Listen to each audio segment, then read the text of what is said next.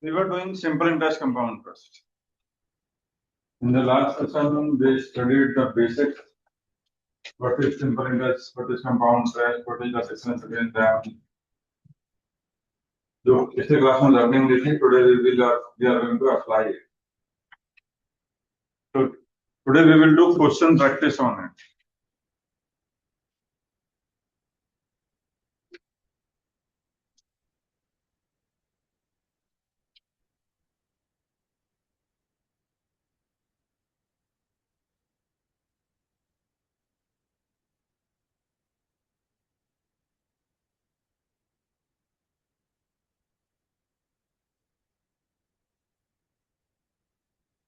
ठीक है, तो let's start.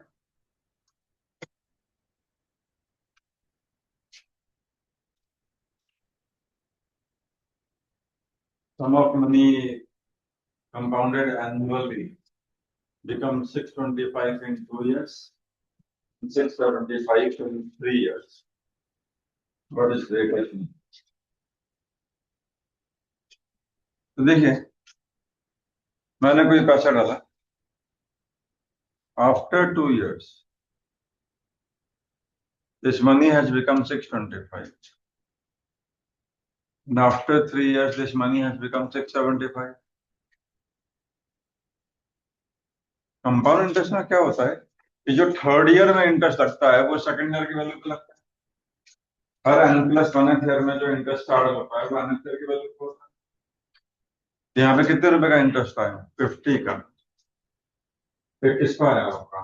625 पे आया होगा. Just a minute.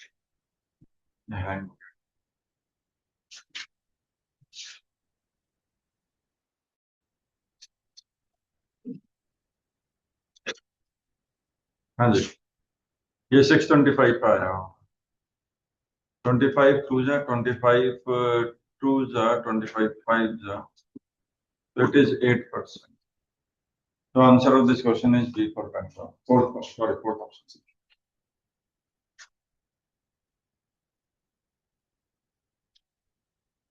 Narayan and Murthy invested some money at 6% and 7%,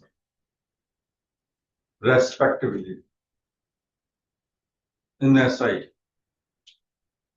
At the end of the 2 years, they found that together they received rupees 354 as interest. अब दो देखो, अगर 1/4 of Narayan initial investment is equal to 1/5 of the money invested by Murthy. तो यहाँ पे इसने indirectly ratio दिया है कि नारायण के इनिशियल इन्वेस्टमेंट का नारायण के इनिशियल इन्वेस्टमेंट का 1/4 मूर्ति के इनिशियल इन्वेस्टमेंट के 1/5 के बराबर. तो इनडायरेक्टली ये रेशियो दे रहा है कि नारायण और मूर्ति की जो इन्वेस्टमेंट थी वो 4:4/5 के रेशियो में थे. तो अगर मैं नारायण की इन्वेस्टमेंट 4x मान लो और मूर्ति की इन्वेस्टमेंट 5x मान लो तो कोई प्रॉब्लम? अगर रेशियो 4:5 है तो आप इनके इनिशियल वैल्यू 4x और 5x मान सकते हैं. So Narayan invested 4x money and Murthy invested 5x money. Now, Narayan invested at a rate of 6% for 2 years. It means he must have got 12% of the interest. That Murthy invested at the rate of 7% for 2 years. He must have got 14% of the net rate of interest. And the total interest received by Narayan and Murthy, the interest received by Narayan plus interest received by Murthy is given to me as 354. Agreed? Easy question है, initial question है. और यहाँ से मैं x निकाल दूंगा तो मैं नारायण और मूर्ति की इन्वेस्टमेंट बता दूंगा. तो आप सॉल्व कर लीजिए. यहाँ से x की वैल्यू 300 आ जाएगी. और जब x की वैल्यू 300 आ जाएगी तो टोटल इन्वेस्टमेंट नारायण और मूर्ति की कंबाइंड इन्वेस्टमेंट 9x हो जाएगी. This will give you answer 2700. Can I move to the next question? Yes, sir. Yes or no?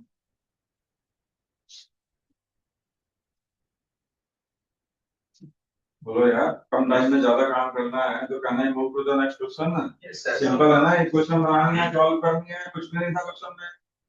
Narayan और मूर्ति की इन्वेस्टमेंट का रेशियो 4:5 दिया था। नारायण ने 4x रुपीज डाले तो मूर्ति ने 5x रुपीज डाले। ये 6% पे 2 साल के लिए डालेगा तो 12% ब्याज मिलेगा। यहाँ पे 7% पे 2 साल के लिए डालेगा तो 14% ब्याज मिलेगा। इसका ब्याज और इसका ब्याज जोड़ दिया जाए तो 354 है, क्वेश्चन बोल रहा है। तो अगर question is pushing you to make the equation, make it and solve it. Yes or no? Yes, sir. For example, अब यहाँ पे देखते हैं जो a certain of money compounded annually, अभी compound interest R% पे। अब same, after 2 years, your money has become 1440, and after 3 years, your money has become 1728. Again, rate of interest बताना है तो जो थर्ड ईयर में इंटरेस्ट लगा होगा कंपाउंड इंटरेस्ट है, it will be on the second year value. Yes और no? Yes, yes. तो कितने का इंटरेस्ट आएगा? 288। किस पर आएगा? 1440 पर। इट इज नथिंग बट 20%, 10% का डबल। It makes option 4th as my answer.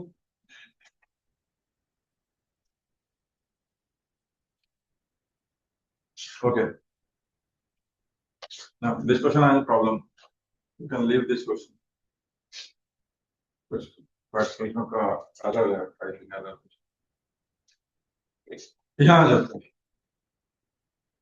Difference between the compound interest and simple interest for 2 years on the sum of money is rupees 160. If the simple interest is rupees 2880, find the rate of interest. पहले concept देखेंगे यहाँ पर। देखिए, अगर मैं same पैसा 2 जगह invest कर दूं,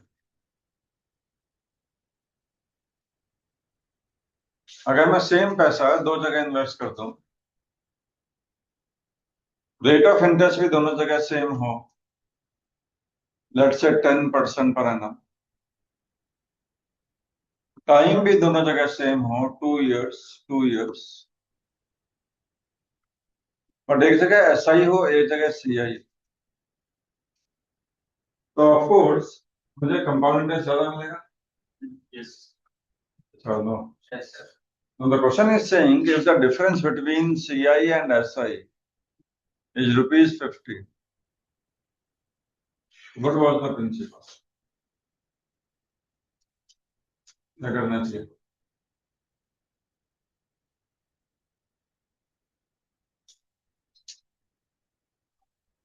What should I do?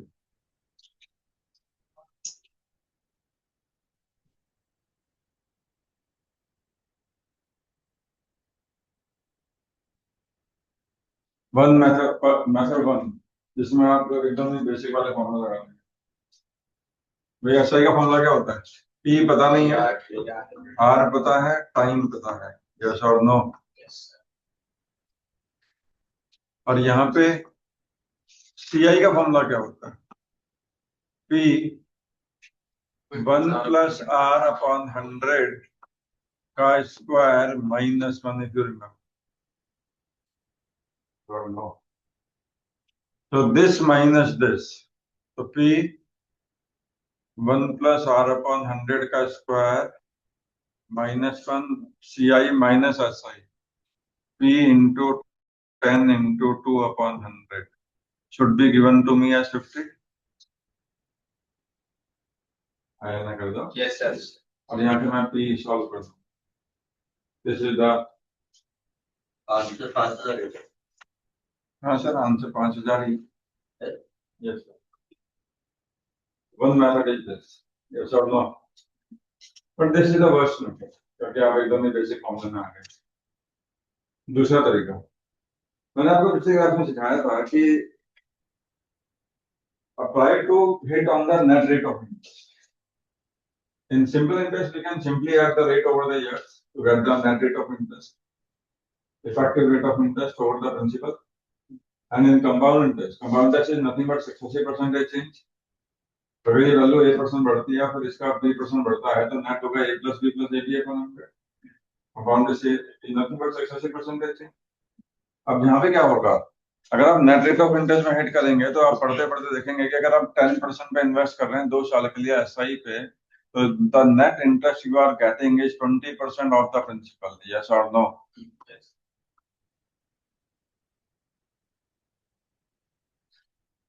And here 10% पे इन्वेस्ट करेंगे 2 साल के लिए कंपाउंड इंटरेस्ट, तो net rate of interest will be 21% of the principal. Why 21%? 10 plus 10 plus 10 into 10 over 100. अब इस वैल्यू को 10% बढ़ा रहे हैं, फिर इस वैल्यू को 10% बढ़ा रहे हैं, तो नेट आपका मनी कितना ग्रो कर रहा है? नेट 21% ग्रो कर रहा है. एग्री और नॉट? Yes, sir. तो अगर आप नोटिस कर रहे हैं तो here you are getting 1% extra, and that 1% extra of the principal must fetch you ₹50. उसी से तो 50 रुपए एक्स्ट्रा आ रहे होंगे. तो कैन आई से 1% ऑफ द प्रिंसिपल इज 50 रुपए? बोलो हाँ यार. तो 1% ऑफ द प्रिंसिपल इज 50 रुपए, तो प्रिंसिपल मस्ट बी 5000. मीन्स है Yes.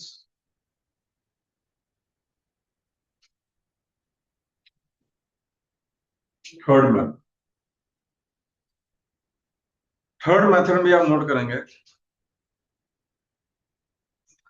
Note down. For 2 years, if the same money is invested in 2 different schemes at the same rate of interest, the time is for 2 years, and one on CI and one on SI, then the difference between a CI and SI is PR square upon 100 square.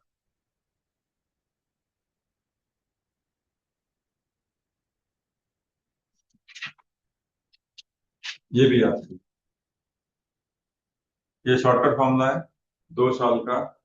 अगर आप same पैसा 2 जगह invest करें, एक जगह SI एक जगह CI,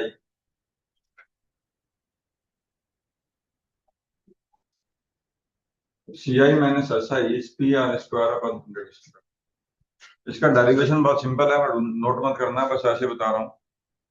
CI क्या होता है? कि 1 प्लस R अपॉन 100 का स्क्वायर -1 होता है. और SI क्या होता है? PRT टाइम तो 2 साल ही हम बात कर रहे हैं, यही होता है.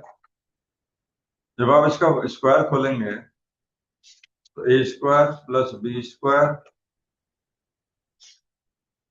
प्लस 2AB आएगा, -1 भी आएगा, -2PR अपॉन 100. अब देखिए ये 1 तो इस 1 से कैंसिल हो जाएगा. जब ये इससे मल्टीप्लाई होगा तो 2PR अपॉन 100 ये देगा, और ये माइनस का है तो ये भी कैंसिल हो जाएगा. तो I am left with PR square upon 100 square. We directly remember this result. Whenever the time is 2 years, the difference between CI and SI is always PR square upon 100. So if I try to solve this particular question with this method, बेटा CI और SI का difference मुझे 50 रुपए दिया था, याद करो question में. प्रिंसिपल निकालना था, रेट ऑफ इंटरेस्ट 10 था, याद करो. तो PR स्क्वायर अपॉन 100 स्क्वायर. ध्यान देना यहाँ पे R के ऊपर स्क्वायर है, PR ब्रैकेट नहीं बनाया. अब देखो 2 जीरो कैंसिल हो जाएंगे, 2 जीरो वहां चले जाएंगे, यहाँ पे नीचे 4 जीरो आएंगे, तो P will be 5000. Same answer आ गया यहाँ से. बोलो हाँ या ना? Yes, sir. अब आप बोलेंगे सर दोनों मेथड क्यों बता रहे हैं, याद करना. मैं बोलूंगा देखो मैथ्स उसी की अच्छी होती है जिसको जो हर डायमेंशन में सोच पाता है. जो मेथड रखता है और एक मेथड हर जगह लगाने की कोशिश करता है, इसीलिए मैथ्स ठीक रह जाते हैं. अब मान लो कि रेट ऑफ इंटरेस्ट जो आया मान लो आपने एग्जाम में जब क्वेश्चन कहा हुआ था, आप बोल रहा है कि आपने सेम पैसा दो जगह इन्वेस्ट करा, दोनों जगह रेट ऑफ इंटरेस्ट सेम है, टाइम भी 2 साल है, और रेट ऑफ इंटरेस्ट यहाँ पे है 14.28%, यहाँ पर भी 14.28%। एक जगह SI, एक जगह CI। अब आप नोटिस करो, और मतलब CI और SI का जो डिफरेंस है वो है 248 रुपीज। तो बताओ प्रिंसिपल क्या होगा। अब आप नेट रेट ऑफ इंटरेस्ट लगाने अगर जाओगे तो आपको बहुत प्रॉब्लम होगी, क्योंकि जो रेट ऑफ इंटरेस्ट था वो गंदा सा है। पिछली बार तो 10 था, तो SI बन गया था 2 साल का 20, और CI बन गया था 21। यस और नो? इस बार रेट ऑफ इंटरेस्ट अच्छा नहीं है, 14.28 है। तो अगर आप इसमें नेट रेट ऑफ इंटरेस्ट वाला मैथड लगाने जाओगे तो वो अब बहुत प्रॉब्लम देगा, क्योंकि वो वैल्यूज पॉइंट में बहुत कॉम्प्लिकेटेड आ रहे हैं।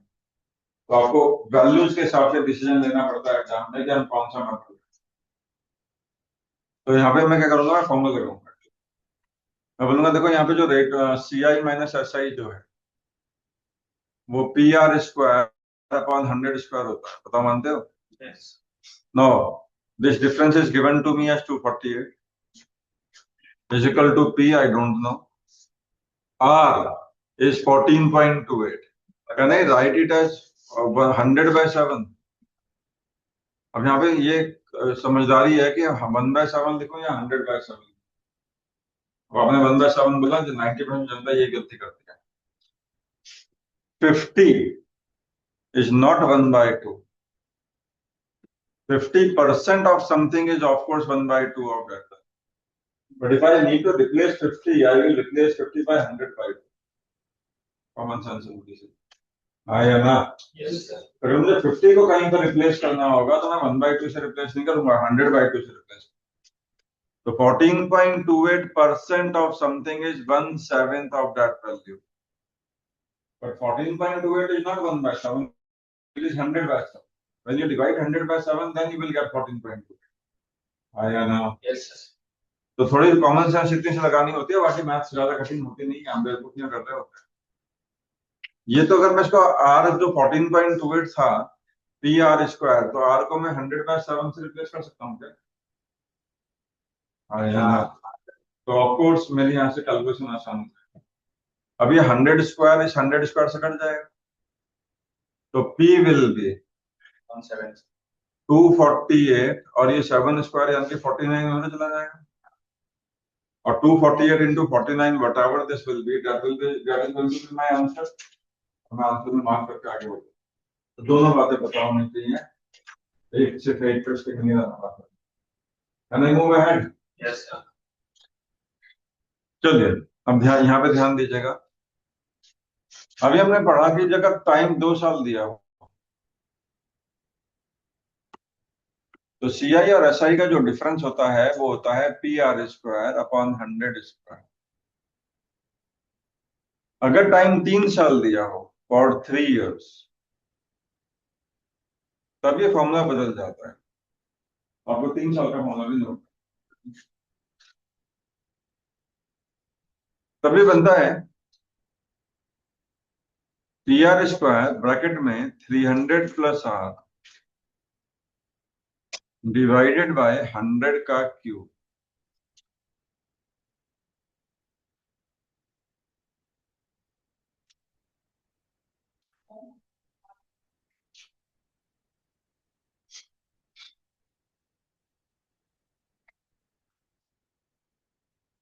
ओके, चलिए ध्यान देंगे। अगर मान लीजिए मैं आपके सामने क्वेश्चन लूं, ये भी क्वेश्चन है कि 3 लोग हैं ABC, ध्यान से देखना।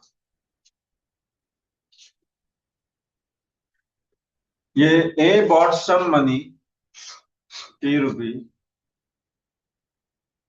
from B at R% SI for 3 years.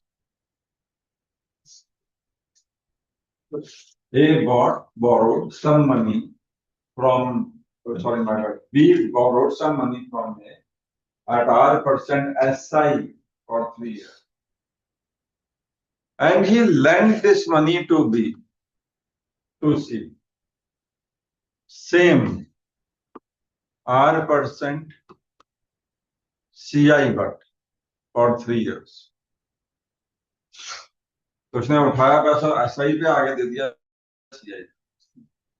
3 साल के बाद ये पैसा चुकाएगा, लौटाएगा, और ये आगे लौटा देगा पैसा, और ये इससे तो वसूलेगा CI और आगे देगा SI।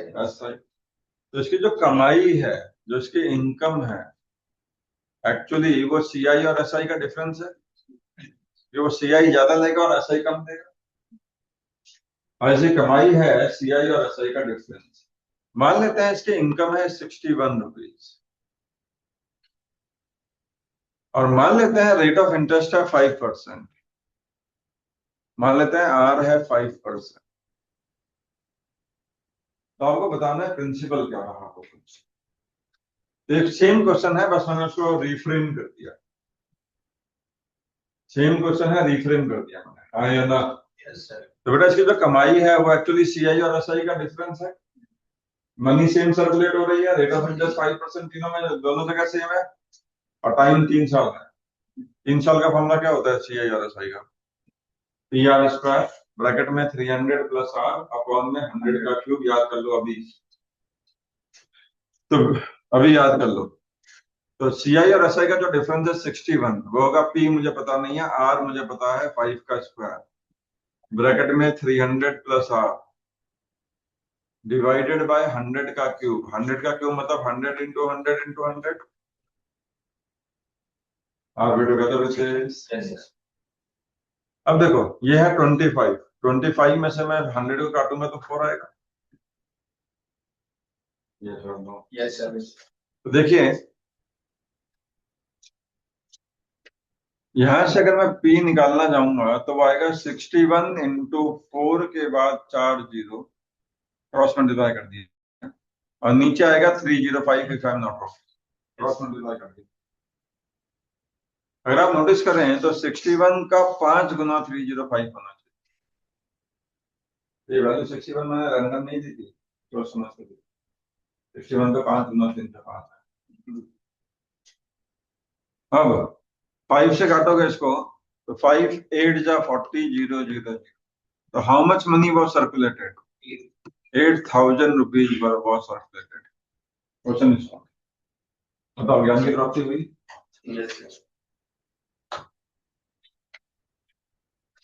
लेकिन बहुत सारे ऐसे क्वेश्चन पे आएंगे जो फॉर्मूला फेल हो जाए।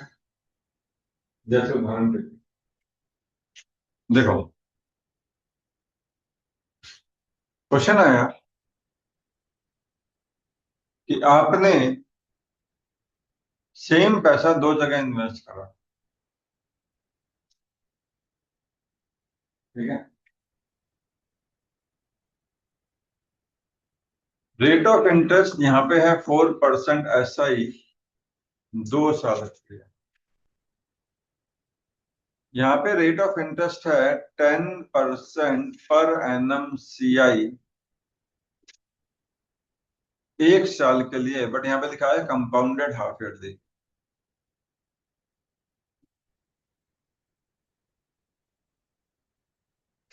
इसको मैं स्कीम ए बोल देता हूं,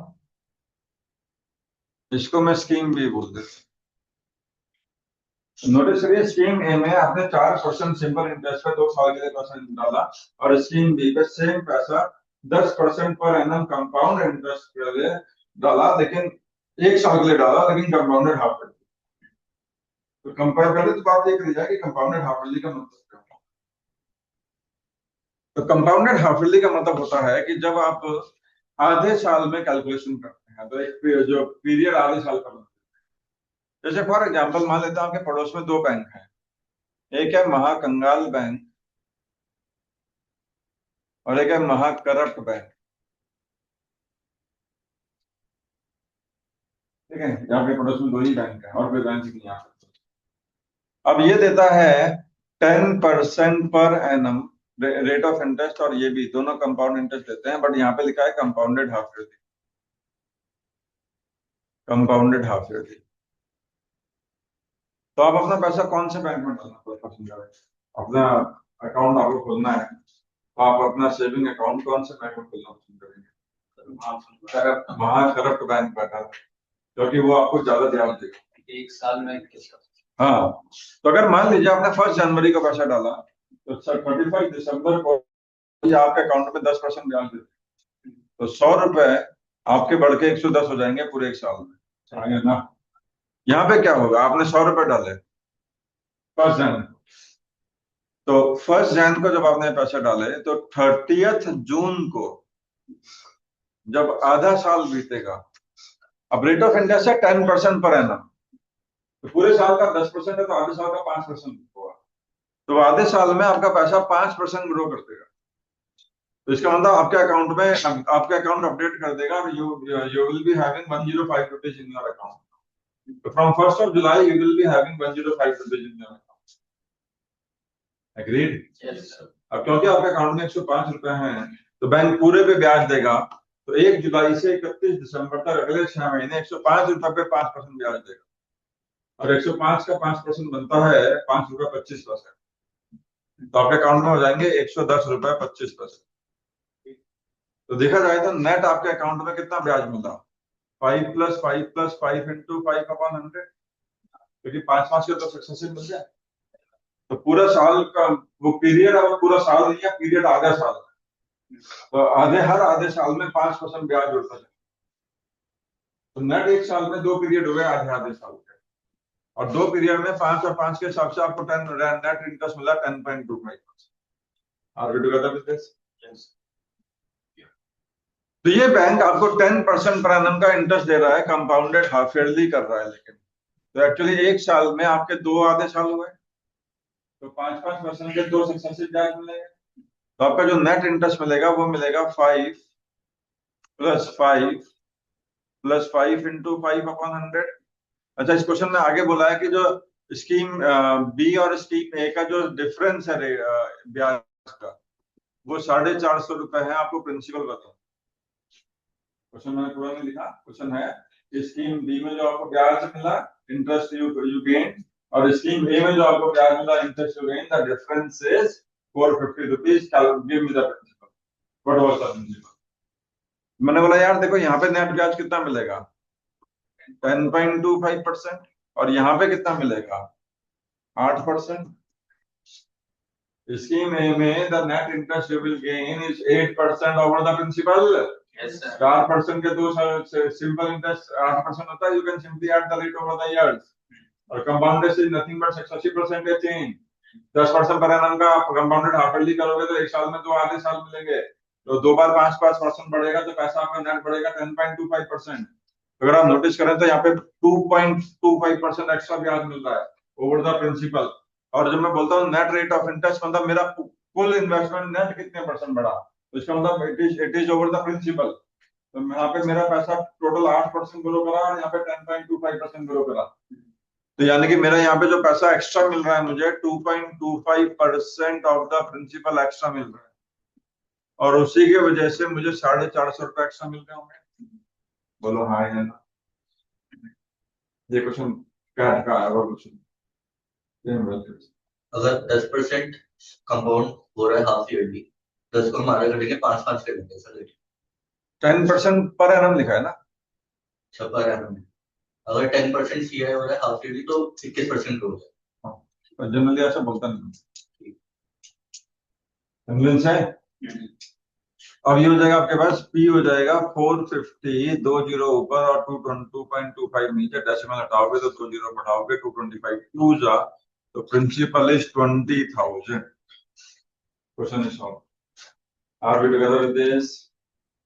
पिछले वाले क्वेश्चन में डाउन था जिसमें 3 साल में हो रहा था, तो उसकी हमारी वैल्यू 8,000 रखी, है ना। तो उसके अंदर अगर हम दूसरे तरीके से करते हैं कि 130 रुपए बन जाए और 133.1 3 साल, rate of interest 5%, rate of interest 5%, 10%। अगर आप 5% लगाते हैं, हाँ, तो सर वहां पे नेट ब्याज बनता 15%, और यहाँ पे बनता 15.7625%। 5 से 3 से कैसे लगा? 5 में से 3 सेक्शन से लगा देते, पहले 2 में लगा दे, 10.25 होता, 10.25 को फिर से 5 के साथ लगा दे तो 15.76 और ये आपका हो जाता जो डिफरेंस होता वो होता 0.7625% ऑफ द प्रिंसिपल, जो कि 61 रुपए के बराबर होता है। अब कैलकुलेटर का यूज करते हैं, यहाँ से पी की वैल्यू 8000 आ जाएगी। एग्री? 10 के लिए कन्विंस से जो पढ़ा रहा हूँ Yes, मैं ना, आगे बढ़ जाते हैं। हाँ जी, नहीं ये वाला क्वेश्चन नहीं, हमने वो छोड़ा था बीच में। Difference between CI and SI for 2 years on the sum of money is this. तो सीआई और एसआई का जो डिफरेंस है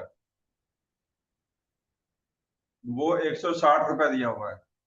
सिंपल इंटरेस्ट ये है, अच्छा टाइम 2 साल भी दिया हुआ है। सिंपल इंटरेस्ट ये है, आपको इंटरेस्ट पूछा हुआ है। देखो सीआई और एसआई का डिफरेंस क्या होता है, formula PR square upon 100 square होता है।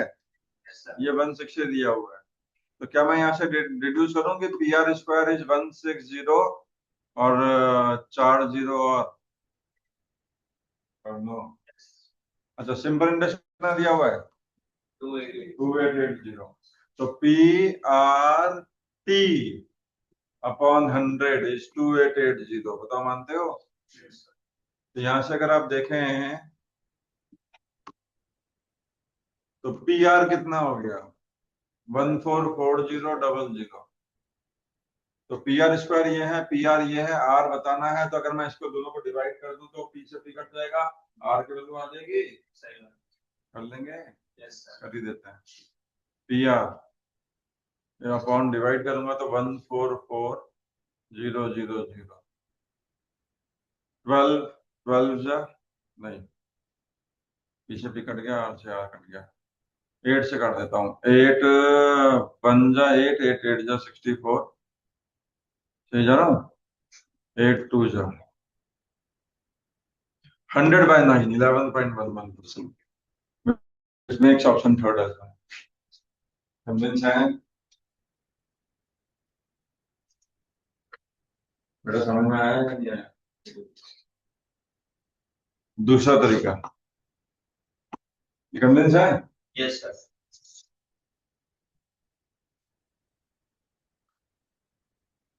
देखो, क्यों ना simple interest is constant average है। Yes sir. सिंपल इंटरेस्ट हर साल बराबर होता है, आया ना? देखो what is SI and CI। देखो अगर ये क्वेश्चन मेरे सामने आता ना, मेरे सामने अगर ये क्वेश्चन आता ना, तो मैं ये क्वेश्चन ना बनाता जो अभी मैंने बनाया। मैं इस क्वेश्चन को करता, रेट ऑफ इंटरेस्ट होता 160 अपॉन 1440 इंटू 100, डायरेक्टली ये लिखता और सॉल्व करके 11.11 में टिक मारता। वो जो अभी क्वेश्चन बनाई ना आपके सामने, दो इक्वेशन बना के सॉल्व करा, डिवाइड करा, वो ना।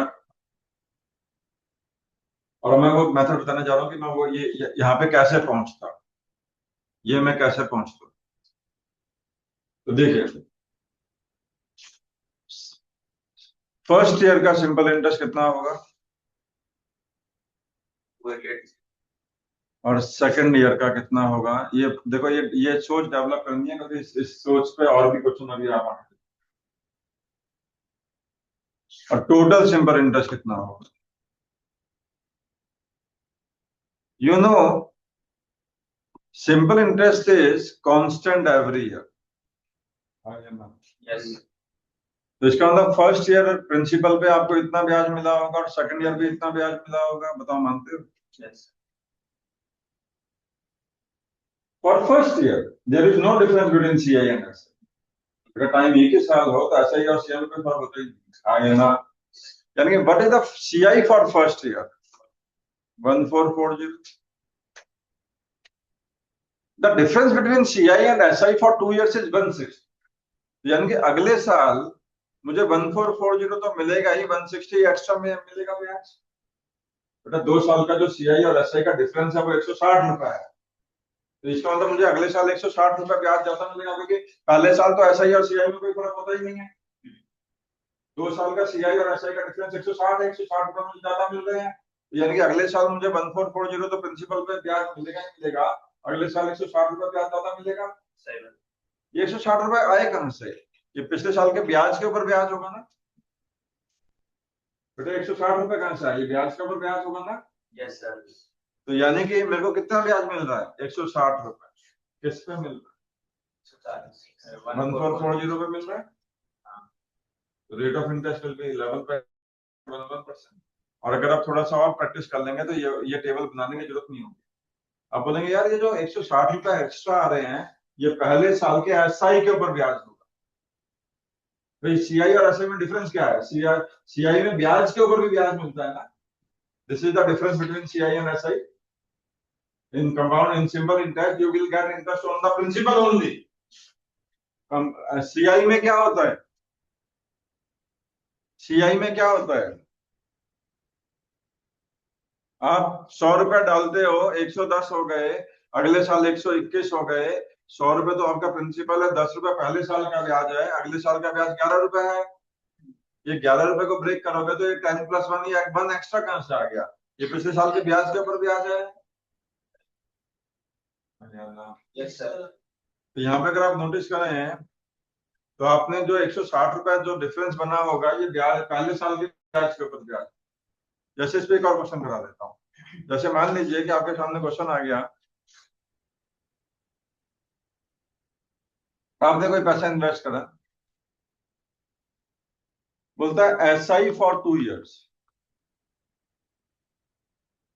40 रुपए है, और बोलता है सीआई फॉर 2 इयर्स 40.8 रुपीज है। ग्रेट। बोलता है बताओ रेट ऑफ इंटरेस्ट क्या होगा। मैं बोलूंगा यार ये 0.8 एक्स्ट्रा कहां से आया? वरना 2 साल में ये 0.8 जो एक्स्ट्रा आया, ये पहले साल के सिंपल इंटरेस्ट का इंटरेस्ट होगा। तो पहले साल का सिंपल इंटरेस्ट 20 रुपए होगा। बाकी बच्चे जब इसमें फॉर्मूले लगा के इक्वेशन बनाएंगे और लंबे लंबे क्वेश्चन को सॉल्व करेंगे, मैं 1 सेकंड में क्वेश्चन को सॉल्व कर दूंगा, लेकिन I am hitting on the core of the question. बेटा 0.8 जो एक्स्ट्रा आया, ये पहले साल के ब्याज के ऊपर ब्याज होगा, विच इज 4% एक्चुअली। यस और नो? Yes sir. तो देखो, अगर नहीं समझ में आया तो टेबल बनाओ। SICI first year, second year, पहले साल, 2 साल का सिंपल इंटरेस्ट 40 है, सिंपल इंटरेस्ट हर साल बराबर मिलता है। तो पहले साल 20 रुपया होगा, अगले साल 20 रुपया होगा। पहले साल में SICI में कोई फर्क नहीं होता, तो ये भी 20 रुपये मिला। अगले साल ये 20.8 मिला होगा, तभी तो 2 साल का 40.8 बना होगा। ये 0.8 एक्स्ट्रा कहां से आ गया? यहाँ तो नहीं है। ये 20 रुपए तो प्रिंसिपल के ऊपर ब्याज है। ये 0.8 जो एक्स्ट्रा है, ये पिछले साल के ब्याज के ऊपर ब्याज है। तो रेट ऑफ इंटरेस्ट कितना हो जाएगा? 0.8/20 इंटू 100। कन्विंस हो? क्वेश्चन एक स्टेप आगे भी जा सकता है, बोलेगा 3 साल के एसआई और सीआई का डिफरेंस बताओ। बच्चा इसमें फॉर्मूला लगाता रह जाएगा। मैं क्या करूंगा?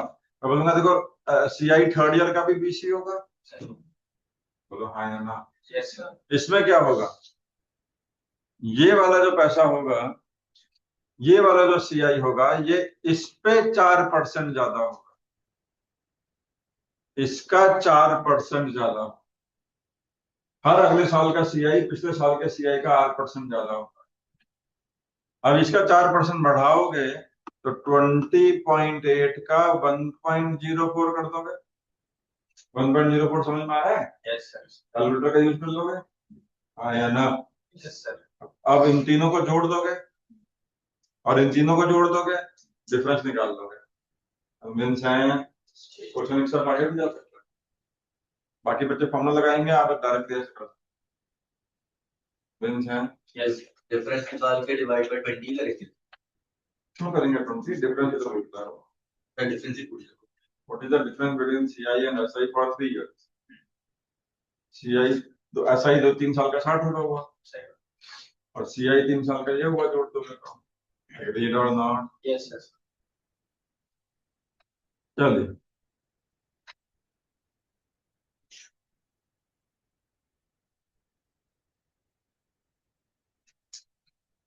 यार ये वैसे क्वेश्चन ना कर देंगे। 7,000 रुपए डिवाइड करें 2 इक्वल पार्ट्स में। फर्स्ट पार्ट को इक्वल पार्ट्स बोल रहा है तो 35,000 रुपए डाले होंगे। 35,000 फर्स्ट पार्ट को डिपॉजिट कर दिया सिंपल इंटरेस्ट पे 8% के 3 साल के लिए, यानी कि यहाँ पे 24% ब्याज मिलेगा, हाँ या ना।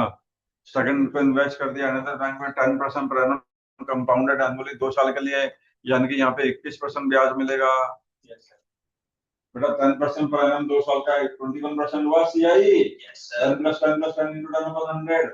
यहाँ पे 24% ऑफ दिस ब्याज मिल रहा है, यहाँ पे 21% ऑफ दिस ब्याज मिल रहा है। बोल रहा है डिफरेंस बता दो, तो difference will be 3% of this, yes और no, which will be 105 rupees. तो इस क्वेश्चन का आंसर 105 आ गया सेकंड्स के अंदर। कन्विंस है? हमें मूव है, Yes, sir. ज्यादा तेजी से तो नहीं हो गया। Nine. डिफरेंस निकाल ले, 3500 अपॉन 100 बाहर आ गया, 24 माइनस 21 3 हो गया।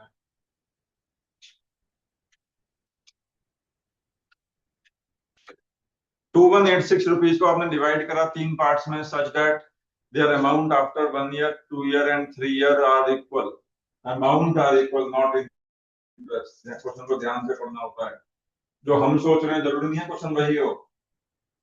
क्वेश्चन जो बनाया गया है वही क्वेश्चन है, एग्रीड और नॉट। कोई ये भी बोल सकता था कि जो पहले पार्ट में 1 साल का जो इंटरेस्ट मिला, दूसरे पार्ट में 2 साल का इंटरेस्ट मिला, तीसरे पार्ट में 3 साल का जो इंटरेस्ट मिला वो बराबर। इंटरेस्ट रेट बराबर नहीं बोल रहा है, अमाउंट बराबर बोल रहा है। कन्विंस है? Yes, sir. तो आपने 3 पार्ट में बांटा इसको। तो मान लेते हैं आपने 2186 को ए बी और सी 3 पार्ट में बांटा। पहले पार्ट में 4% पे सीआई एसआई पे इन्वेस्ट करोगे तो 1 साल के बाद इतना पैसा मिलेगा। दूसरे पार्ट को भी 4% पे लेकिन 2 साल के लिए इन्वेस्ट करोगे तो इतना पैसा मिलेगा।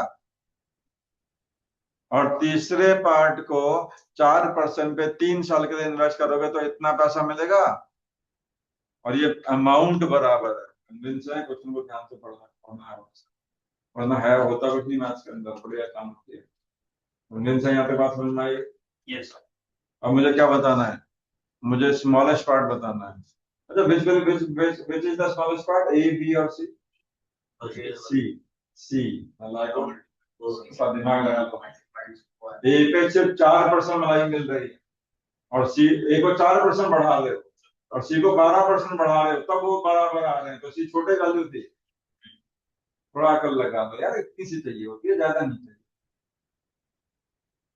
C is the smallest part, C बताना है, कर लोगे? Yes, sir. तो आप या तो रेशो निकाल लो, इनका रेशो भी निकाल सकते हो। कैसे निकालोगे? इसको k मान लोगे तो a की value k by this, b की value k by this, c की वैल्यू k बाय दिस आ जाएगी। या फिर आपको c बताना है तो आप a की वैल्यू को 1.12 c बाय 1.04 और b की वैल्यू को 1.12 c अपॉन 1.08 और c को तो c रहने दोगे 2186। यहाँ से भी c की वैल्यू निकाल लोगे, कैलकुलेशन करनी पड़ेगी। ए और बी को दोनों को सी की टर्म्स में कन्वर्ट कर दिया। ऑफ द लाइफ लगा है, शॉक ऑफ द लाइफ लग रहा है, तुम्हें लगता है क्या ही करा रहे हैं सब बंदा का। तो इस केस में के लेना मतलब फायदेमंद नहीं होगा ना, क्योंकि एट द एंड कैलकुलेशन करनी है। कैलकुलेशन लंबी है, ये कुछ कर दो यार, ये कन्विंस है या नहीं है? Yes. बेटा आप ए को जब सी की टर्म्स में लिखोगे तो ये 1.04 नीचे नहीं आ जाएगा, और बी को सी की टर्म्स में लिखोगे तो 1.08 नीचे आ जाएगा, और सी तो सी है ही, और तीनों का सम तो 2186 है ही। कैलकुलेशन कर लेंगे घर जाके। Can I move ahead?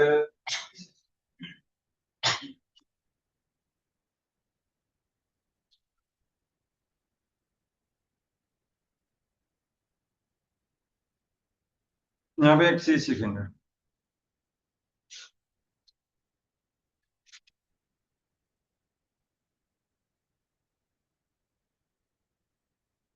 देखिए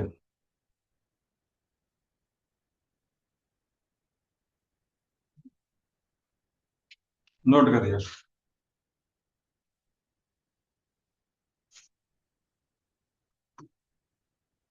if a money becomes twice of itself at r% SI, twice नहीं, sorry, my bad, twice नहीं, n times. If a money becomes n times of itself at r% SI in t years, then r into t is equal to n minus 1 into 100.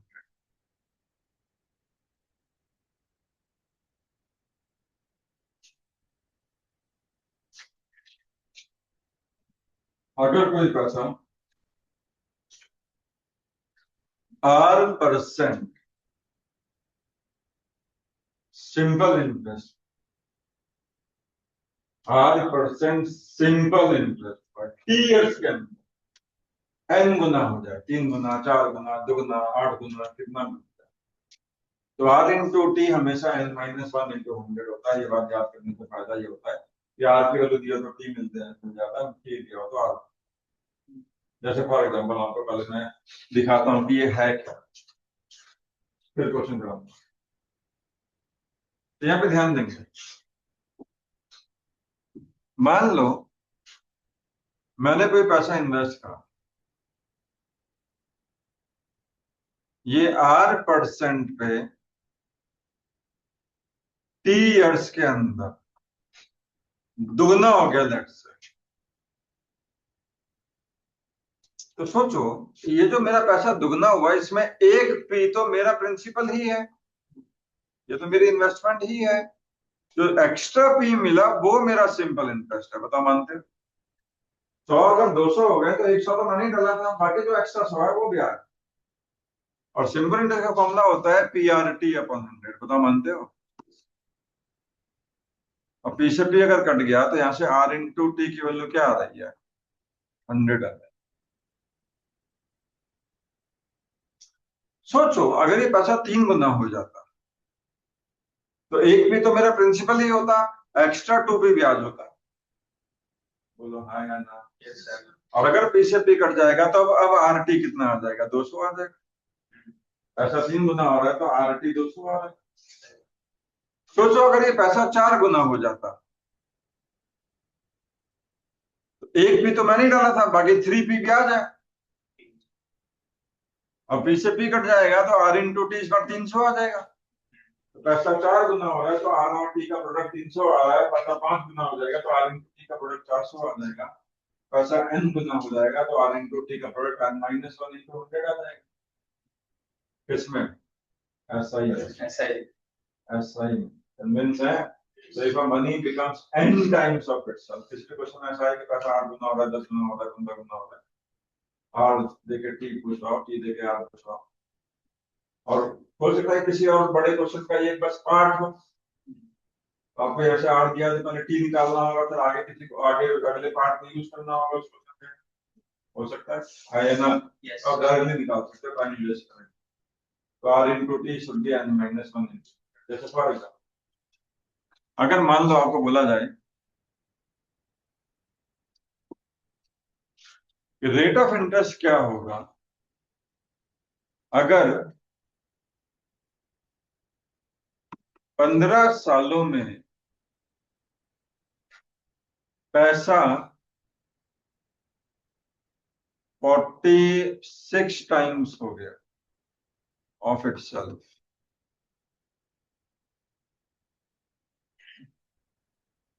N 46 है, पैसा 46 गुना हो रहा है. जो आपने डाला था 100 रुपए 4600 हो गया. तो रेट ऑफ इंटरेस्ट क्या होगा अगर ऐसा ही? तो भाई आर पता नहीं है, टी पता है, तो r into T should be 45 into 100 n minus 1 into 100. यहाँ पे रेट ऑफ इंटरेस्ट बहुत ज्यादा है, 300%.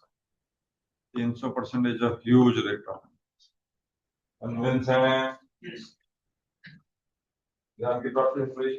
Yes.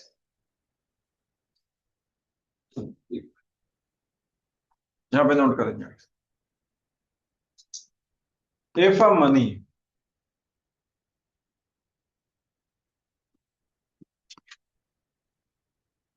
become twice of itself at R% CI in T years, then R into T is approximately equal to 72. इसे बोलते हैं rule of 72.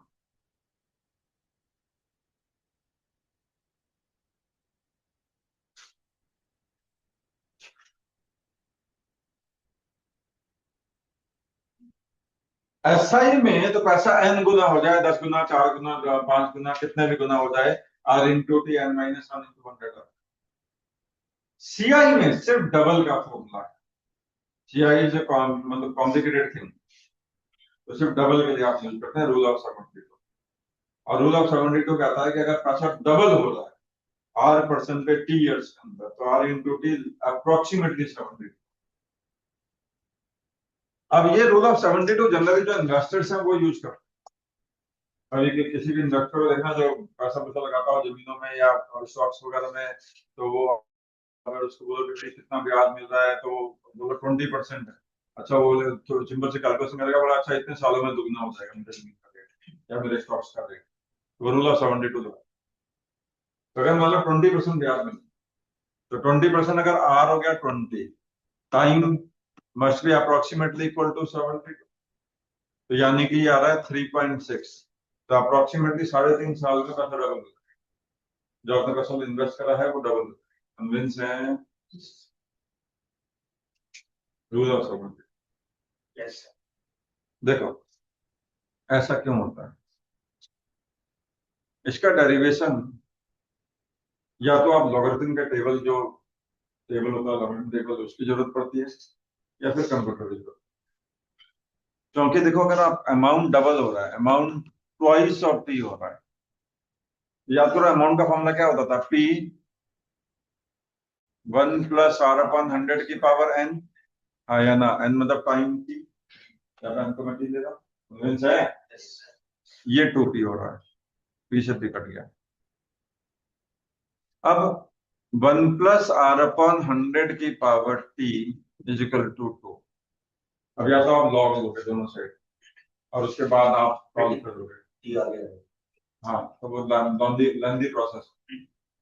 दूसरा, या इसका बाइनोमियल खोल लोगे. बाइनोमियल खोल लोगे 1 की पावर t प्लस, है ना, R इंटू टी अपॉन 100. ये प्रोसेस होता है लंबा.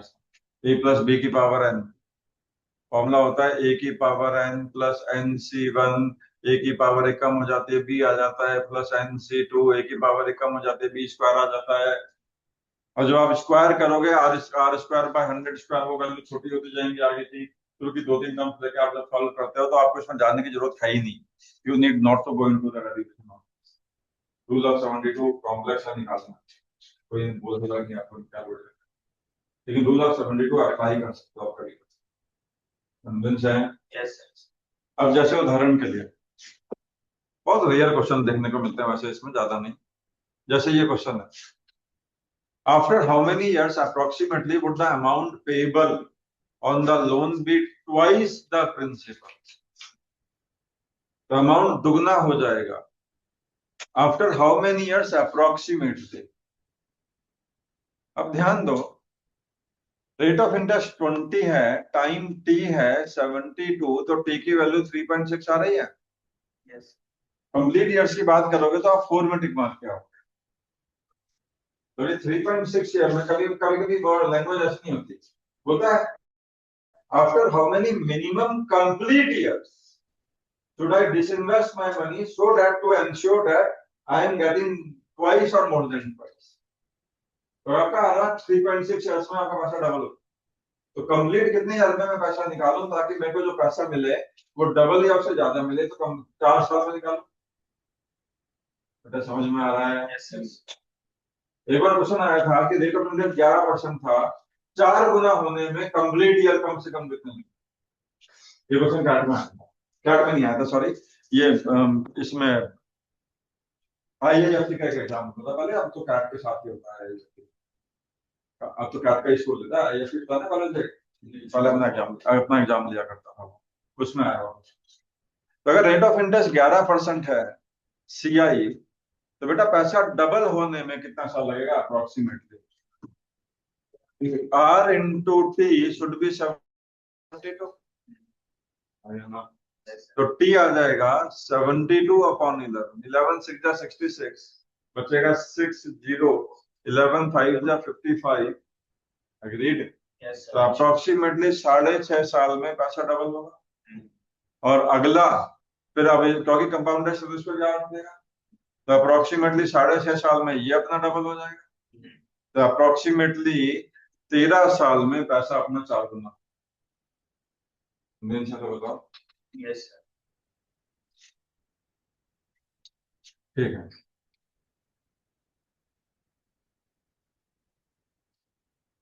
कंपाउंडेशन of certain sum of money for 2 years at 10% per annum is this, यानी कि 21% of the principal is this, 21% of the principal is this, yes और no?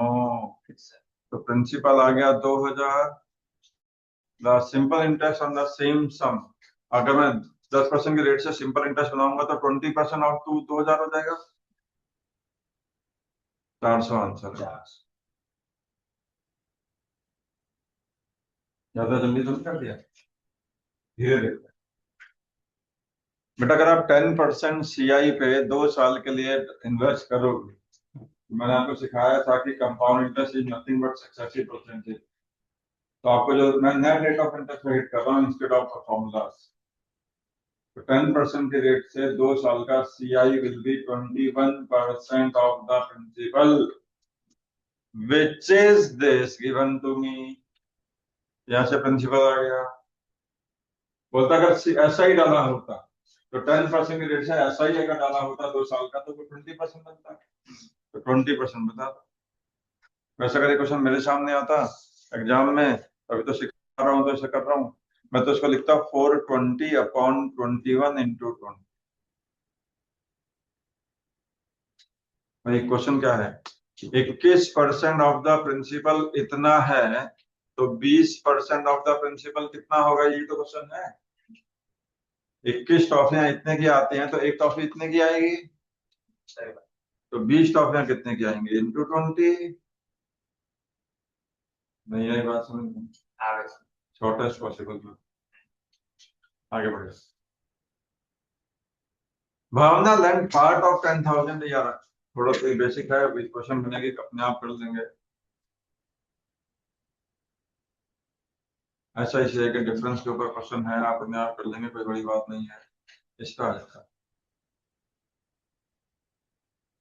कभी कभी वो कहानी से बनाएगा, क्या आपका फेवरेट गेम, क्वेश्चन आसान होगा, कहानी जल्दी होगी, बच्चा बेहोश। हम कहानियों में होते हैं, कंसेप्ट में नहीं होते, कंसेप्ट तो उतनी है जो पढ़ाई गए हैं, अभी कहानी बना रहे, कहानी के हिसाब से चलो, क्वेश्चन को समझो, don't try to apply the method, just try to understand the question, answer अपने आप आता है। अब क्वेश्चन को देखो, एक आदमी ने 1,000 रुपए इन्वेस्ट करे, 15% SI में T ईयर्स के लिए। तो बेटा अगर 1 साल का 15% SI है, तो what is 15% of this, shortly बताओ। 150 रुपए, तो 1 साल में 150 रुपए ब्याज मिलेगा, तो T ईयर्स तक सिंपल इंटरेस्ट ऐसा बराबर मिलता है, तो T ईयर्स के बाद आपका पैसा ग्रो करते करते इतना हो जाएगा। एक साल में 150 रुपीज ब्याज मिलेगा ना, 15% ऑफ 1,000, और 15% ऑफ 1,000 150 रुपए, तो T ईयर्स में ये पैसा बढ़ते बढ़ते 150 T बढ़ जाएगा, 1,000 रुपए तो आपने डाल ही दिया, 150 T ब्याज मिल जाएगा, तो आपके पास इतना पैसा हो जाएगा, बताओ मानते हो? ये बोल रहा है इसका आधा पैसा इसने अपने पास संभाल के रख लिया, तो आधा कितना हो जाएगा, 500 प्लस 75 T अपने पास संभाल, जो बचा हुआ पैसा था 500 प्लस 75 की बचा हुआ पैसा था, ये इसने ऐसी दूसरी जगह इन्वेस्ट करा, लेकिन उस इन्वेस्टमेंट में इसको घाटा हुआ, तो इसमें इसको लॉस हुआ है 12.5% की दर से 6 साल तक लॉस झेलना पड़ा। तो बेटा 12.5 को 6 से मल्टीप्लाई करोगे तो 75% का लॉस हो गया, है ना? तो इसका मतलब कितना पैसा बचा? 500 प्लस 25 75 टी बाई 1/4 बचा, 75% उड़ गया, 25% बच गया। मेरी नजर उड़े पे होनी चाहिए या बचे पे होनी चाहिए? बचे पे। तो इतना पैसा बचा। अच्छा, ये भी तो संभाल के रखा हुआ है, हाँ या ना? तो कितने साल बीत गए? टी इयर्स पहले गए थे और 6 साल बाद में गए, तो टी प्लस 6 ईयर्स हो गए भाई के। और भाई ने जब देखा कि जो बचा हुआ था, यहाँ से जो पैसा निकाला और जो संदूक में रखा हुआ निकाला, दोनों को मिला के देखा, अभी भी 1000 रुपये EMI का। मैं नहीं बोल रहा हूँ, क्वेश्चन बोला, देखो क्वेश्चन को पढ़ो, क्वेश्चन को पढ़ो, सेम क्वेश्चन यही बोल रहा है। यानी कि 500 प्लस 75 टी, ये संदूक से निकाला, प्लस 500 प्लस 75 टी का 1/4, ये वाले इन्वेस्टमेंट से पता मिला आपको नुकसान करना पड़ा, है ना? यस। और टोटल पैसा 1000 है। देखो इसको नहीं समझ में आया और मुझे लगता है कि मैं तेजी से चला गया, ध्यान से देखो, क्वेश्चन ने जो बोला मैंने वो करा और कुछ नहीं करा। क्वेश्चन ने बोला एक आदमी के पास 1000 रुपए थे, मैंने बोला, उसने बोला 15% का इन्वेस्ट कर दिए 30 साल के लिए। मैंने बोला अच्छा, 1 साल में 150 रुपये ब्याज मिलेगा, तो 30 ईयर्स तक 150 टी ब्याज में, तो पैसा इतना हो जाएगा, 30 साल बीत चुके हैं। उसने बोला आधा उसने अपने पास संभाल के रख दिया। मैंने बोला ठीक है, बचा हुआ पैसा आधा यानी कि ऐसी जगह इन्वेस्ट करा जहां पे 12.5% का लॉस हो रहा है पर एनम 6 साल। मैंने बोला 12.5 इंटू 6 75, तो 75% of the money is lost, so he must be left with 25% of the money of the investment. Yes or no? Yes, sir. Now he has this much money in his safe, and this much money he got from this investment. Total money is still 1000। मैं नहीं बोल रहा हूँ, question बोल रहा है। यहाँ से मैं ठीक वाला निकाल दूंगा। अब कोई भी चीज 1 + 1/4 है तो 3/4 हो जाएगी।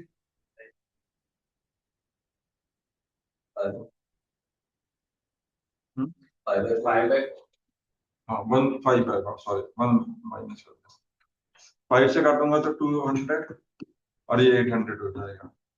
तो 500 प्लस 75 टी 800 हो जाएगा, 75 टी 300 हो जाएगा, तो T4 आ जाएगा। ये पूछा हो तो ये एक परफेक्ट एग्जाम्पल था कि क्वेश्चन कहानियां बनाएगा, कहानी को समझो, उसके हिसाब से सॉल्व कर दो आंसर। बड़ी problem. Can I move ahead? Yes. जब भी आपको लगे कि सर की स्पीड थोड़ी ज्यादा हो गई, ओके, Yes. मेरे पढ़ाने की स्पीड तुम्हारे समझने की स्पीड पर डिपेंड करेगी। मेरी अपनी कोई स्पीड नहीं है, तुम तेजी से समझोगे तो हम ज्यादा कोर्स कर पाएंगे, धीरे धीरे समझोगे तो हम जाके गाइड कर देंगे। Can I move ahead?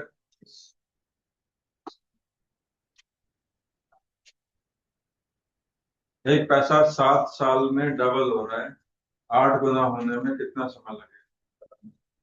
ये कब 21 ईयर्स लगेगा, तो ये 7 साल में डबल हो जाएगा। अब CI है तो अगले 7 साल में ये डबल हो जाएगा, हाँ या ना? Yes, sir. और अगले 7 साल में ये डबल हो जाएगा, बता मानते हैं?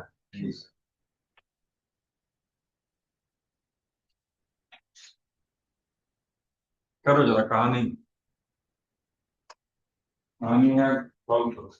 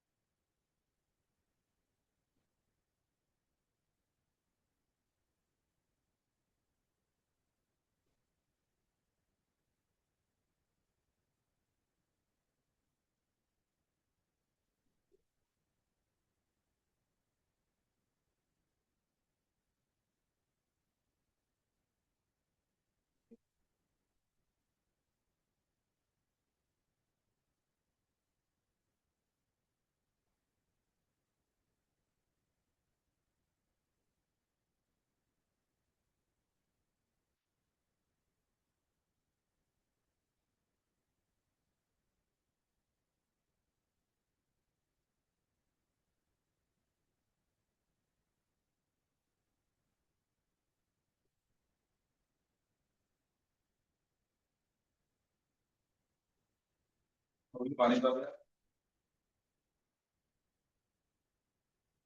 हुआ बेटा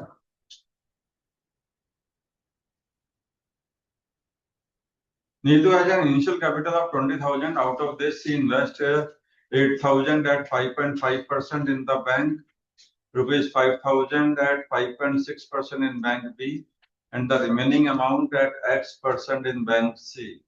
Each rate being simple interest per annum. Her combined annual interest income from these investment is equal to 5% of the initial. कितने साल के लिए डाला? 1 ही साल के लिए? पेंशन आंसर ही नहीं है तो 1 ही साल दे दो। एक ही साल भाई दिया 8,000 रुपए पे 5.5% ब्याज लगेगा। 800 8,000 का 5 हाँ 440 बिल्कुल सही बात। क्योंकि 5% बनेगा 400 रुपए और 0.5% 40 रुपए हो जाएगा। तो 8,000 रुपए पे 5.5% 440 हो जाएगा। कन्विंस है? 5,000 रुपए पे 5.5% 5.6 280 280 बिल्कुल सही। एग्रीड और नॉट? 5.6% है और बच गया पैसा हमारा 7,000 70 और 7,000 पे X% का इंटरेस्ट कितना बैठेगा? 7,000 पे 7,000 X% का इंटरेस्ट कितना बैठेगा? यस और नो? यस और टोटल इंटरेस्ट जो है वो है 5% यानी कि 1,000 रुपए। यहां से X निकालते ना ये पिछली को कहने वो है। तो मैं एक आखिरी चीज में आ रहा हूं विच इज इंस्टॉलमेंट्स। तो मैं इंस्टॉलमेंट्स में आ रहा हूँ फिलहाल।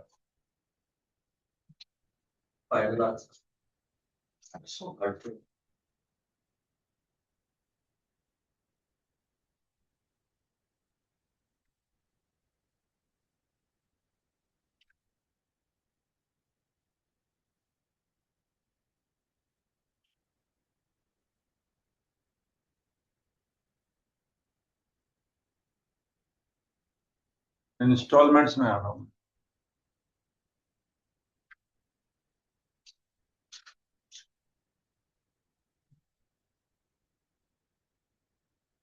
तुमने प्रॉफिट लॉस अकाउंट पढ़ा? हाँ आगे रेट से शुरू करते हैं। इंस्टॉलमेंट्स में आ रहा हूँ। देखो अगर मान लीजिए ऐसा क्वेश्चन आ जाए, एक आदमी ने 3,000 रुपीज लोन लिया, रेट ऑफ इंटरेस्ट है 20% पर एनम CI। उसने क्या करा, 1 साल के बाद उसने 1,000 रुपए लौटा दिए और 2 साल के बाद उसने 2,000 रुपए लौटा दिए। After 1 year he repaid 1,000 rupees and after 2 years he repaid 2,000 rupees. तीसरे साल के एंड में how much he need to pay to settle the loan? Got the question? Yes sir After 1 year he repaid 1,000 rupees to the lender and after 2 years he repaid 2,000 rupees. After the third year how much must he need to pay to settle? ये question तो मिलकर देखो, अगर 3,000 रुपए आपने invest करे हैं और रेट ऑफ इंटरेस्ट 20% है, yes after 1 year you owe 3,600 back to the lender. आपको इतना पैसा चुकाना चाहिए 1 साल के बाद। पर हमारा भाई क्या कर रहा है, हमारा भाई 1,000 रुपए दे देता है। 1,000 रुपए उसने रीपे कर दिया, तो इसके ऊपर लोन जो बचा वो 2,600 का बचा। अब ये 2,600 रुपए नहीं दे रहा है, तो अगले साल इस पे 20% का ब्याज लग जाएगा जो कि बैठेगा 520 260 का डबल। 10% मिली तो 260, 520 रुपया ब्याज जुड़ जाएगा। तो 520 जुड़ जाएगा तो 3120। तो after 2 years he has to repay 3120 rupees back to the lender. आया ना? Yes, sir. हमारा भाई 2000 रुपये चुका दे रहा है आफ्टर 2 years। गलती करी क्या? नहीं, नहीं। 2000 रुपये चुका दे रहा है। तो इसके पास कितने लोन इसके ऊपर बचा? 1120 का लोन इसके सर पे है। अगले साल इस पे 20% ब्याज लग जाएगा। आया ना? Yes, और इसका 20% बनेगा 224 रुपये बनेगा। yes, sir. तो 224 रुपए है, इसका 20% जोड़ दोगे तो 134। तो after 3 years he has to repay this much amount to settle the loan and the person is out। तो ज्ञान की प्राप्ति हुई। मान ले।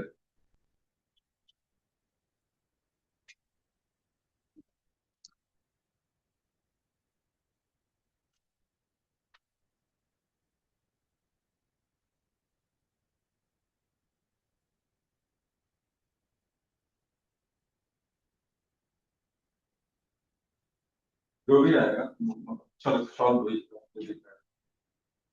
क्या नहीं मूव अहेड? Yes, sir. अब सोचो इसी क्वेश्चन में मैं चेंज कर दूं, मैं बोलूं कि भाई ने 3000 रुपए उधार लिए, 3 इक्वल इंस्टॉलमेंट्स में चुकाना चाहता है एनुअली। 3 इक्वल एनुअल इंस्टॉलमेंट्स में पैसा चुकाना चाहता है। तो कितने रुपए हर इंस्टॉलमेंट में देने होंगे? वो तभी समझ में आएगा जब ये वाला समझ में आया। ये क्वेश्चन क्लियर है? Yes, sir. तो आगे बढ़ जाओ। अब देखो, अगर इसको 3000 रुपए इसने उधार दिए,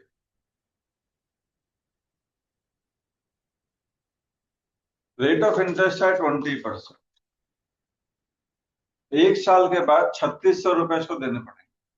तो मानते हैं ये पहले इंस्टॉलमेंट चुका देता है X रुपीज,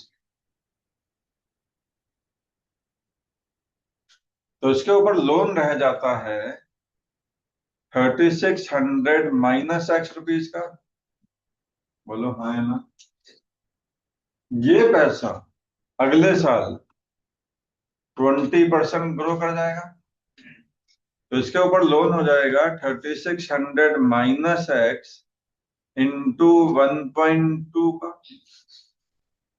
20% ग्रो कर जाएगा। तो इसका 120% हो जाएगा। तो समझ में आ रहा है? Yes, sir. ये इसमें से फिर से अगली इंस्टॉलमेंट X रुपीज की चुका देगा। तो सेकंड इंस्टॉलमेंट X रुपीज की दे दी, तो इसके ऊपर लोन रह गया 3600 minus X into 1.2 minus X। ये इसके ऊपर लोन रह गया। आया ना? Yes, sir. ये जो लोन रह गया, ये इस पे 20% ब्याज फिर से लग जाएगा। तो तीसरे साल इसके ऊपर लोन हो जाएगा 3600 minus X into 1.2 minus X, पूरे का 1.2। ये पूरा का पूरा पैसा 20% ग्रो कर जाएगा। और ये तीसरी इंस्टॉलमेंट चुकाएगा X रुपीज की और लोन नक्की कर देगा। यानी ये जो पैसा इसके ऊपर है, that should also be equal to X। ये बात समझ में आई? Yes, sir. यहां से मैं X निकालू। अच्छा सोचो, अगर मैं मेरा प्रिंसिपल कितना था? 3000. 3000। ये क्या है? ये प्रिंसिपल इंटू 1.2 है। इस 3600 को मैं 3 इंटू 1.2 लिख सकता हूँ, minus X into 1.2 minus X into 1.2 was X। बताओ मानते हो? P इंटू 1.2 इंटू 1.2, तो P इंटू 1.2 का square minus X into 1.2। Minus X into 1 point is equal to X. Multiply करूंगा तो p इंटू 1.2 का क्यूब माइनस x इंटू 1.2 का square, minus agreed, minus 1.2 minus 1.2x is equal to X. X वाली सारी term left hand side में ले आता हूँ, उधर ले आता हूँ, एक तरफ ले आता हूँ। x 1 प्लस 1.2 प्लस 1.2 का square is equal to p into 1.2 का क्यूब। 1.2 का क्यूब से डिवाइड कर देता हूँ, तो 1 अपॉन 1.2 का क्यूब, 1.2 अपॉन 1.2 का क्यूब इज 1.2 का स्क्वायर, और 1.2 का स्क्वायर अपॉन 1.2 इज 1.2। अब ये बन गया फॉर्मूला इक्वल टू p। अब ये बन गया formula. What is the formula? तो अगर आपने कभी भी p रुपीज बोरो करे हो, principal borrowed,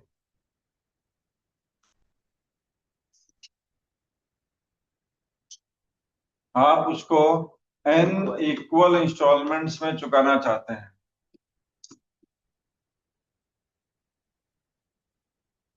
r% rate of interest है, तो और x rupees is the amount of each instalment.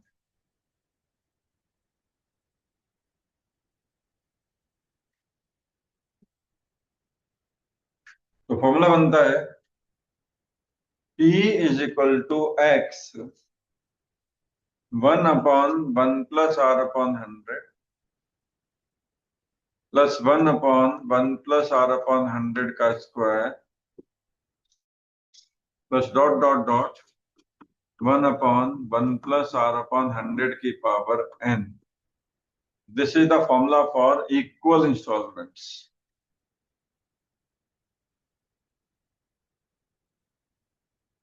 p क्या है?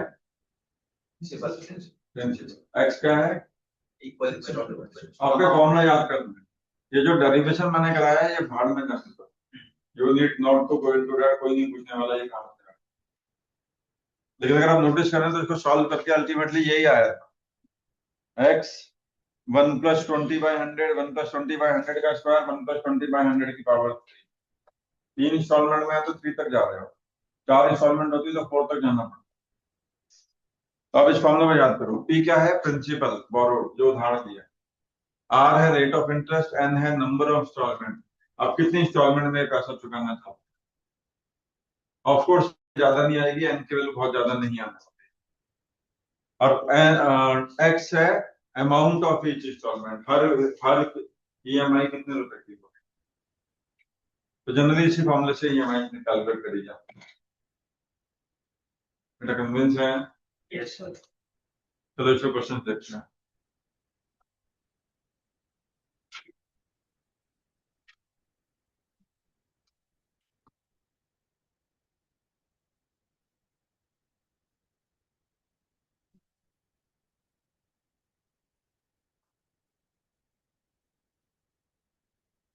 चलो इस पर आ जाते हैं, इसको फिंगर।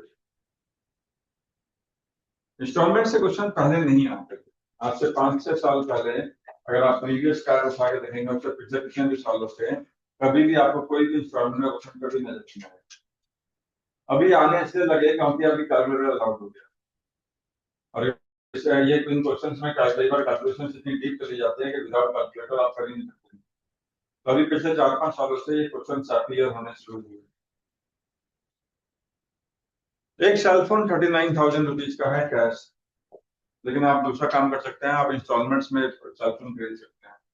तो आप 6 रुपए की डाउन पेमेंट कर सकते हैं, कैश डाउन पेमेंट, और बाकी का आप 4 मंथली इंस्टॉलमेंट्स में बना सकते हैं। अगर रेट ऑफ इंटरेस्ट है 24% पर एनम और आप 4 मंथली इंस्टॉलमेंट देना चाहते हैं इक्वल, तो what will be the amount of each installment? ध्यान देंगे सबसे पहले बात, आपने कितना प्रिंसिपल बोरो करा, बता सकता कोई? How much you borrowed? 39। 33,000, बस इतना ही दिमाग चाहिए बेटा, ज्यादा नहीं। अच्छा है तो हाँ। इतना ही दिमाग चाहिए, ये बेवकूफी हम करते हैं, वरना सच में मैथ कुछ होता नहीं है। 39,000 was the price of the phone. आपने 6,000 रुपए तो डाउन पेमेंट कर दी, इसका मतलब you are borrowing 33,000. The principal borrowed is 33,000. Are we together with this? Yes. What is rate of interest? 24/12, 2% per month, क्योंकि आप मंथली इंस्टॉलमेंट चुका रहे हैं. What is rate of interest? 2% per month, क्योंकि आप मंथली इंस्टॉलमेंट चुका रहे हैं. Yes, sir. कितने इंस्टॉलमेंट में चुकाना चाहते हैं? 4. 4 इंस्टॉलमेंट में चुकाना. आपको बताना है what is the amount of each installment. Formula क्या बनेगा? P is equal to X 1 upon 1 plus R upon 100 Plus 1 upon 1 plus R upon 100 का स्क्वायर, और जितनी इंस्टॉलमेंट्स है उतनी पावर तक जाना होता है. 4. अब यहाँ पे P आपने प्रिंसिपल बारो करा था 33,000 रुपए. 33,000. X ये अमाउंट ऑफ ईच इंस्टॉलमेंट बताना है. R है 2. 1 प्लस इसको 1.02 बोल दो सीधा. 1 + 2 upon 100. 1.02 का स्क्वायर बोल दो. पावर 4 तक जाना है.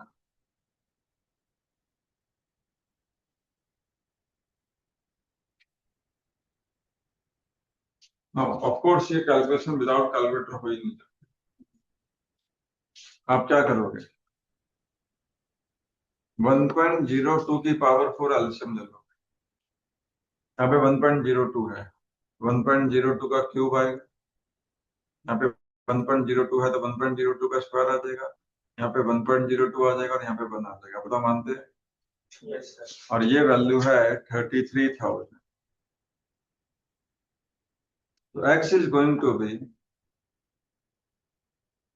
33,000 into 1.02 की पावर 4 डिवाइडेड बाय 1.02 का क्यूब प्लस 1.02 का स्क्वायर प्लस 1.0.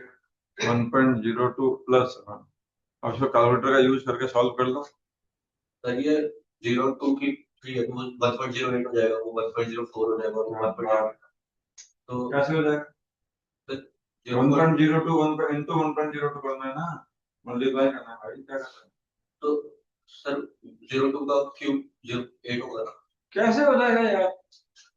1.02 का स्क्वायर जो होगा ना वो 100 से 2 ज्यादा 2 और जोड़ दो 10404 होगा. ये आएगा 1.02 का स्क्वायर. भाई मल्टीप्लाई करना है. क्या कर रहा है तो ऐड क्यों कर रहा है? स्क्वायर क्या करते हैं और ये सिखाऊं मैं. ये होता है स्क्वायर. ठीक. आलू together with this. Yes, sir. तो ये कैलकुलेटर के बिना हो ही नहीं सकता ये क्वेश्चन. एक और फिर ये 4 मंथ के इंस्टॉलमेंट्स होते हैं एंड 24% पर एनम कंपाउंड होता है. हाँ जी. तो मैंने क्या करा 24/4 कर दिया, क्योंकि क्यों करते हैं? पिछले क्वेश्चन में कुछ ऐसे बताया था आपने. खिचड़ी पकाते हो कुछ 10% कुछ भी अपने मन से करते हो फिर उसको क्वेरी बना देते जैसे हो. जैसे सर आप 24% 4 कर रहे हो तो आप सीधा 8% 6% बोल रहे हो. आए ना सर 6% बढ़ाता रहेगा. पहले इसका 2% बढ़ेगा, फिर इसका 2% बढ़ेगा, फिर इसका 2% बढ़ेगा, फिर इसका 2% बढ़ेगा. ओके. तो 6% कहाँ से बढ़ा? आप ऐसा ही कर दे रहे हो उसको. मैं ये समझ गया. इसके बाद जब आपने बोला था 10% एनुअली हो रहा है, हाफ फ्री कंपाउंड हो रहा है. हाँ तो हाफ ईयरली में 5 तो होगा. 5 करा था. हाँ तो एक पीरियड आधे साल का था ना मेरे भाई वहाँ पे. यहाँ पे एक पीरियड 1 महीने का नहीं है. ठीक. Are we together with this?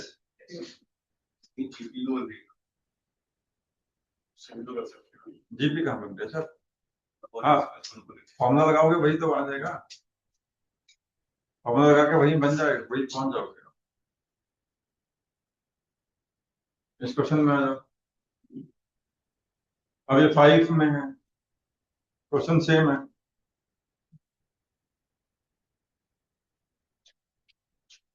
इस क्वेश्चन में आ जाओ.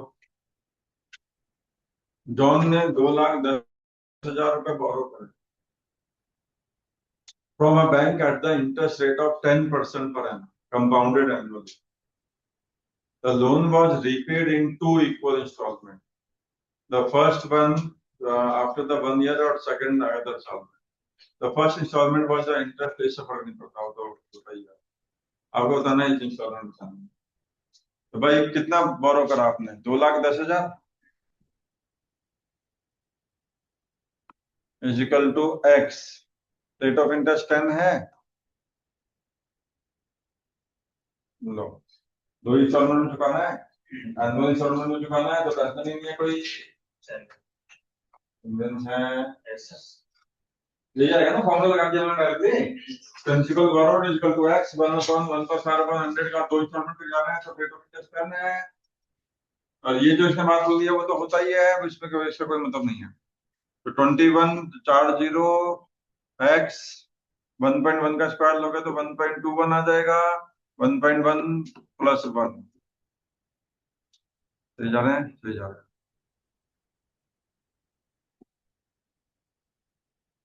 21,000 एक्स इंटू 1.21 डिवाइडेड बाय 2.1.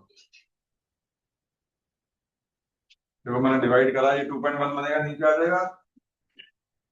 ना अब डेसिमल हटाओगे तो 1 0 बढ़ा सकते हो और 21 से 21 काट सकते हो.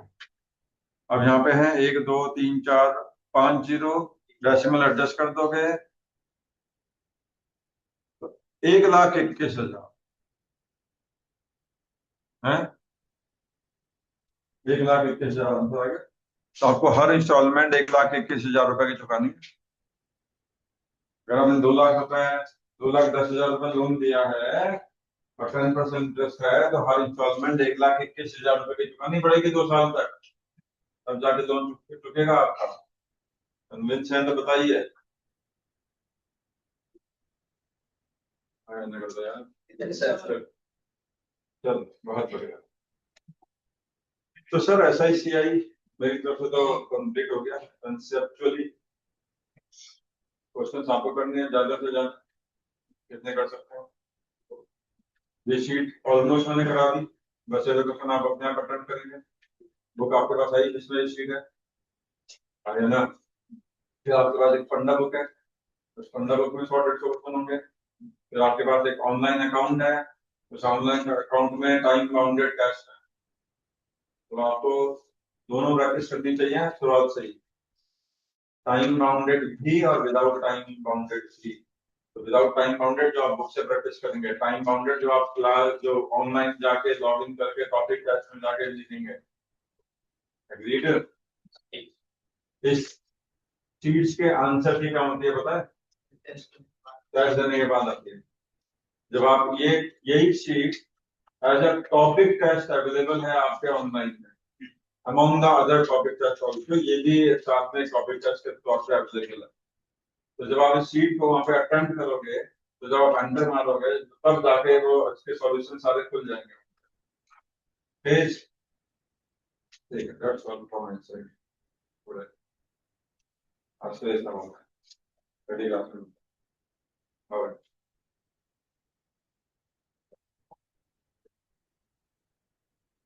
in the next session I will start ratio and proportion. तो मेरे एक्सपेक्टेशन ये है कि आप रेशियो एंड प्रोपोर्शन का बेसिक्स पढ़ के आएंगे. ओके.